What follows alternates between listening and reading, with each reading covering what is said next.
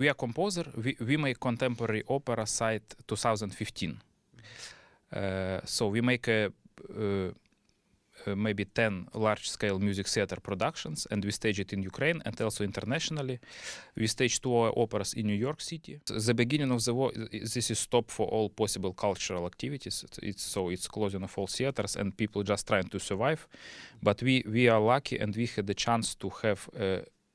We are now evacuating from Kyiv to Western Ukraine, to Ivano-Frankivsk, and we have luck to evacuate partly our studio here. So we have some music instruments, we have our costumes, and for our opera, we have also some kind of a tour this year in Europe, and we hope that we can, with part of our cast, somehow survive and also bring this opera to life and to touring performances in Europe.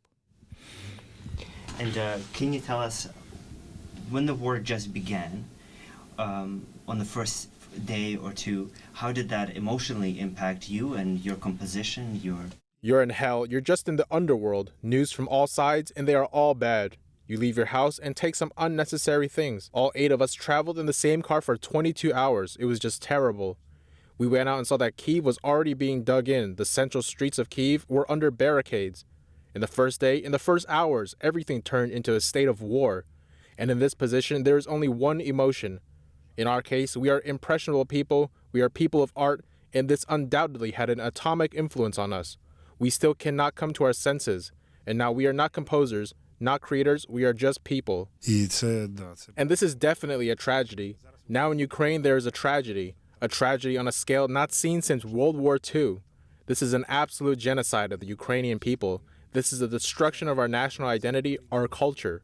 You know that recently, a few days ago, a rocket flew into the Mariupol theater and destroyed not just the building, but there were people, women and children. And how at such a time can we talk about some kind of culture, about art? We can't. We're hopeless. Who are we now? We are now preparing. We are loading Kalashnikov assault rifles. We don't play the piano. We don't play the double bass. I don't conduct, but I load machine guns. I train how to quickly load and unload it. I study different types of weapons, from the Makarov pistol to the AK-47, SU and APK. We take British courses through YouTube. Illia, can you tell us about the music that was playing in your heart when you were leaving Kyiv? You know, we just discussed that there are no place for music, there are no place for cinema or for music. Also, we discussed with our colleagues that it's impossible to play, to have some, to express some aesthetic, I don't know, at this time. We also speak with our colleague singers, it's impossible physically to sing, so your body cannot do this. Okay, you can play some mechanically something on the piano, but you cannot sing because it's impossible to do physically. When do you think will be the time for people to get a little bit closer to music, or get a little bit of rest, or start to enjoy the music again? I don't know. We hope that we can stop this war, and then will be time. But now we all are at the threat of extermination. So they want to destroy us physically. They want to take everything: our country, our territory, our language, our culture, so everything. This type of war, or this type of impact, it has a very profound change for creative people inside themselves. Do you see yourself writing something or composing something about this time, maybe at a later date? Maybe, but I don't know, because now it seems everything in this direction seems also somehow, I don't know, ugly. It's just a aestheticization of war, or aestheticization of people suffering. So it's also maybe in some future it will be possible, but now it seems like everything like I don't know, fake. To do art about war, it's impossible. It's some kind of I don't know, fake art. Yeah. We were at the train station. We talked to a lot of people. Mm-hmm. We went to big cities. Mm-hmm. People are worried about, the cities. They wanted the city to function. Mm-hmm. They want the economy to go. When we go to the little villages, they say, although there is war, mm-hmm. They feel like people are getting closer spiritually to one another, and also they become closer spiritually to God. Do you feel? Yes. It's also true because at this time, with the beginning of the war, we all became like one body. You understand that if somebody died in Mariupol, it's not like some aliens which is dying. It's part of you which is dying.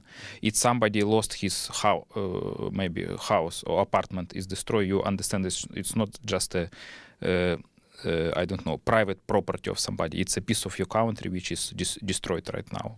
So yes, it's of course it's moment of big unity when we understand that the death of each and injury of each individual Ukrainian, it's also attack to you and to your nation and to your big Ukrainian family. My wife now in Dublin. Ireland. І давайте українською.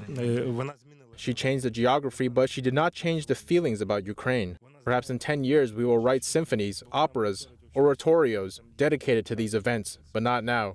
When we win, I can't imagine how much joy there will be. You know, none of us wanted to leave Kyiv. We understood that we just needed to evacuate the children. It was a priority. Now we do not want to leave Ivano-Frankivsk. My wife, girls, did not want to leave Ukraine. And now that they're there, they want to come back. I don't know how to convey that longing and that attitude. And you being, connected to the Ukrainian spirit, the one thing that we noticed is that a lot of people don't want to leave Ukraine.